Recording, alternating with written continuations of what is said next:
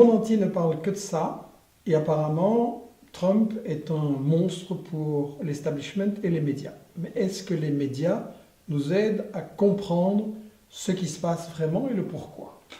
Quand on regarde Libération, on nous dit Obama, un bilan largement positif. Mais comment c'est possible de dire ça? Il y a 50 millions de gens aux États-Unis, dans le pays le plus riche du monde, qui vivent sous le seuil de pauvreté.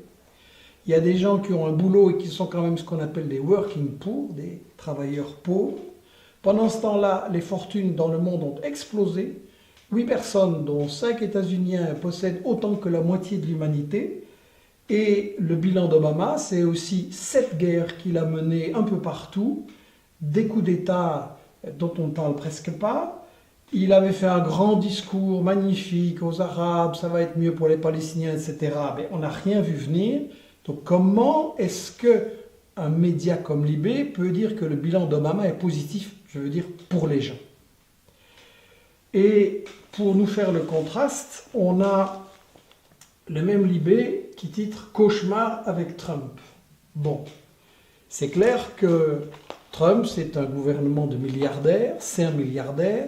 C'est clair qu'il ne va pas aider les gens, qu'il ne va pas les sortir de leur pauvreté, de leur désespoir. C'est clair que les gens aux États-Unis ont voté à cause de ça, à cause du désespoir, des années de politique qui enrichissent les riches, et les autres ont de plus en plus de mal à terminer leur fin de mois.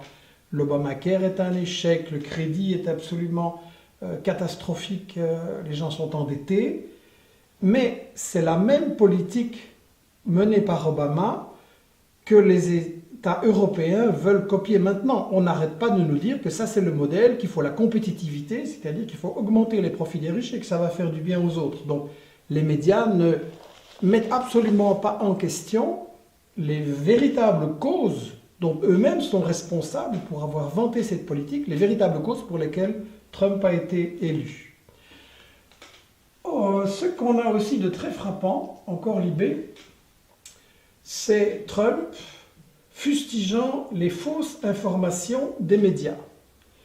Alors, évidemment, on a dit Trump, il a fait sa campagne en mentant. Oui, mais ils sont tous en train de mentir. Hillary Clinton, Obama ont basé toute leur guerre, toute leur politique internationale sur des mensonges. Et quand vous regardez ce que Wikileaks a révélé sur base de documents venant d'officiels, de responsables des États-Unis eux-mêmes, on voit dans Wikileaks que toute la politique depuis 8 ans et avant était basée sur des mensonges. Même c'est curieux que les médias font silence là-dessus. Et après, il y a quelque chose d'étonnant, c'est que Trump est venu dire qu'au fond, on n'aurait pas dû faire la guerre contre l'Irak, ni contre l'Afghanistan, ni contre la Libye, ni contre la Yougoslavie, ni contre la Syrie. Alors ça, pour moi, je me réjouis au moins d'un point, c'est que ça ouvre le débat.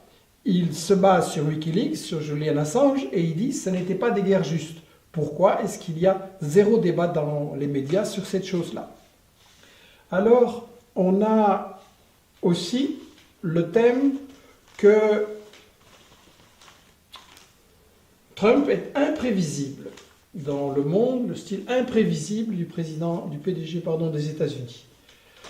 Évidemment, une campagne électorale, ça on a quand même compris maintenant, c'est des promesses et ils ne comptent pas les tenir. Ils le font tous. Je voudrais rappeler que tous les présidents des États-Unis ont, dans leur campagne, promis la paix. Et tous ont commis tellement de guerres illégales et tellement de crimes que, selon Noam Chomsky, si on appliquait les principes de la justice internationale de Nuremberg, ils seraient tous en prison. Je dois rappeler que George W. Bush avait fait sa campagne électorale en disant que Clinton, le président précédent, avait fait trop de guerres et qu'il fallait que les États-Unis soient beaucoup plus calmes. Bush, en campagne électorale. Obama avait reçu, avant de commencer le prix Nobel de la paix, il avait promis on va sortir d'Irak, on va sortir d'Afghanistan, on va fermer Guantanamo. Il n'en est rien venu. Il avait fait, comme je l'ai dit, ce magnifique discours pour les Arabes, on n'en a rien vu.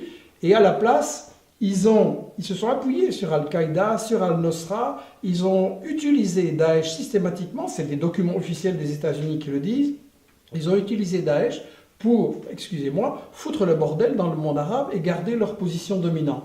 Donc, à parler de promesses, ok, mais qu'on nous parle non seulement de Trump, mais de tous les autres. Alors, au lieu de nous expliquer la différence entre Trump et les autres, on a ici un petit extrait. Avec outrance, un projet isolationniste contre la candidate démocrate Hillary Clinton et devenir président des États-Unis. Isolationniste contre la démocrate Hillary Clinton. Et elle est quoi, celle-là? Ça veut dire quoi, isolationniste? Et qu'était Hillary Clinton? Ben, je m'excuse, mais Hillary Clinton, elle était en train de nous envoyer vers la Troisième Guerre mondiale. À force de provoquer la Russie, de les encercler, d'essayer de faire tout exploser au Moyen-Orient, de menacer la Chine, bien, on était parti pour un très grand danger de conflit mondial. Alors, ça n'est absolument pas mis en question. Hillary Clinton, apparemment, c'était la belle candidate. Moi, je dis qu'en réalité, il n'y avait aucun bon candidat. Le système des États-Unis n'est pas démocratique et vous aviez le choix entre un milliardaire qui a construit sa fortune en escroquant les gens et une millionnaire, disons, mais qui avait tout l'argent des banques et de Goldman Sachs derrière elle. Donc, on ne peut pas faire Trump le mauvais, Hillary Clinton la bonne, et on ne peut pas non plus, comme le fait Le Monde, parler du monde bipolaire de Donald Trump entre ceux qu'il juge hostiles aux États-Unis et à son économie, Chine, Mexique, européenne, et les autres, qui seraient ses amis, la Russie et Israël. Le monde bipolaire, mais je m'excuse, mais dans les médias, depuis des années, on n'a que ça. Les États-Unis et les Européens sont les gentils, les Russes, les Chinois, les Vénézuéliens, les Palestiniens, tout ça, qui ne nous obéissent pas, sont les méchants. On est depuis des années dans le western des méchants et des gentils. Et donc, je crois qu'on devrait avoir dans l'information une réflexion beaucoup plus profonde sur le fait que qu'est-ce qui se passe aux États-Unis. Et en fait, l'élite est divisée. Ils sont en déclin économique, ils sont en déclin politique, ils ont des problèmes militaires. Et donc, il y a différentes options et ils ne savent pas comment faire pour rester le numéro 1 mondial et empêcher l'apparition d'un monde multipolaire plus équilibré. Je vais donner un exemple. En Syrie, on a eu des groupes terroristes soutenus par le Pentagone qui tiraient sur des groupes terroristes soutenus par la CIA. Donc, quand ils en arrivent à ce point-là, c'est que vraiment, ils ne savent plus très bien quoi faire. Ce qui, quelque part, est une bonne nouvelle, mais en même temps une mauvaise nouvelle aussi, parce qu'une superpuissance aux abois comme ça devient très dangereuse. Et je crois que c'est là-dessus qu'on doit réfléchir, on ne trouve rien dans les médias, sur le fait qu'ils sont divisés. Obama, Clinton, ils ont appliqué beaucoup la stratégie de Brzezinski, un stratège dont je vous ai déjà souvent parlé. Et Brzezinski développe l'idée que les États-Unis doivent empêcher les rivaux de s'unir, doivent diviser et doivent être particulièrement agressifs envers la Russie et la Chine. Il y a un autre stratège aux États-Unis qui s'appelle Kissinger, qui est tout aussi dégueulasse que Brzezinski, mais qui lui dit ce serait plus malin d'essayer de mettre la Russie du côté des États-Unis contre la Chine. Est-ce que Poutine va se faire coincer dans cette chose-là? C'est une autre question, mais je pense que ça montre que l'élite, j'insiste, l'élite des États-Unis est divisée, et en fait, ça va plus loin que cette question de Kissinger ou de Brzezinski. Trump, il a une vision qui est inspirée par un professeur des États-Unis qui s'appelait Chalmers Johnson, qui est mort il y a quelques années. Il avait été analyste pour la CIA. Et il a publié un livre avant le 11 septembre 2001. Il a publié un livre dans lequel il disait « Moi, je votais pour Reagan, j'étais pour l'Empire des États-Unis, mais maintenant je constate que l'impérialisme des États-Unis, ça nous coûte trop cher et ça met notre pays en danger. » Il disait, on fait la guerre partout, on fait des assassinats, on fait des coups d'État, on fait des sales coups partout dans le tiers-monde. Et évidemment, on ramasse ce qu'il appelait en anglais, c'était le titre de son bouquin, blowback, donc le coup du boomerang. Les gens se tournent contre nous, tout le monde déteste les États-Unis et nous, aux États-Unis, on ne comprend pas pourquoi. Et donc il disait, il faut changer la politique. Il faut en fait, parce que cette politique impérialiste, elle coûte très cher, donc on est détesté, donc c'est de l'argent qu'on ne peut pas mettre dans l'économie qui va de plus en plus mal, et on voit ça comment l'industrie aux États-Unis a été détruite. Et puis, disait-il aussi, c'est une politique qui est entièrement basée sur le mensonge, on doit cacher aux citoyens des États-Unis ce qu'on fait et pourquoi, et donc toute la démocratie aux États-Unis, le peu qu'il y en avait, est en train de ficher le camp. Donc Chalmers avait comme stratégie de dire si on veut sauver les États-Unis, il faut abandonner l'impérialisme, il faut cesser d'être les maîtres du monde et il faut renforcer notre politique à l'intérieur. Alors ça, pour moi, c'est la vraie interrogation. En quelques minutes, je ne peux pas la creuser, mais c'est quelque chose qu'Investigation va travailler pendant les mois et les années qui viennent. Et on doit bien réfléchir. On a ici un édito du Soir de Belgique qui dit « Trump, le nouvel homme le plus puissant du monde ». Je ne suis pas d'accord. Je pense que le président des États-Unis, quelque part, c'est un employé, il ne fait pas ce qu'il veut. Et ce n'est pas un homme qui est le plus puissant du monde, c'est une élite aux États-Unis, ce sont quelques dirigeants, gros actionnaires de multinationales, des gens dans l'establishment, dans les services, dans les médias aussi. Et on voit déjà maintenant, quand Trump a sorti, ce n'était pas le candidat de l'establishment, il a sorti des choses, il s'est rendu compte qu'il fallait mentir, qu'il fallait critiquer l'establishment si on voulait avoir une chance d'être élu, et donc il était jugé beaucoup moins fiable que Hillary Clinton. Maintenant, il est là. Et on voit qu'il y a tout un travail d'encerclement pour le ramener dans le droit chemin.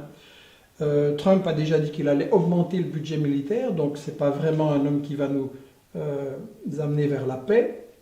Et il est clair qu'il va être sous la pression des multinationales, ce qu'on appelle le complexe militaro-industriel, les fabricants d'armement, et évidemment que ces gens-là doivent continuer à vendre et donc à faire la guerre. Je pense que l'élite des États-Unis est profondément divisée. Comme je le disais, c'est une bonne et une mauvaise nouvelle, c'est une période dangereuse, mais de toute façon, je pense que notre attitude, notre solution à nous, ça n'est pas d'attendre un bon ou un moins bon ou un meilleur président des États-Unis. De toute façon, ce n'est pas lui qui décide, c'est l'élite des États-Unis et ils sont sensibles qu'à une chose, c'est la pression de la base, la pression des gens, la pression des peuples dans le monde entier. Et la chose, à mon avis, qu'il faut faire si on veut sauver la paix et un monde qui sera moins avec ce gendarme des États-Unis, c'est de recréer un mouvement anti-guerre, de dire tout de suite à M. Trump et aux gens qui sont derrière lui qu'on n'acceptera pas les guerres des États-Unis et qu'on va se battre pour ça et que ça commence par la bataille pour une info correcte.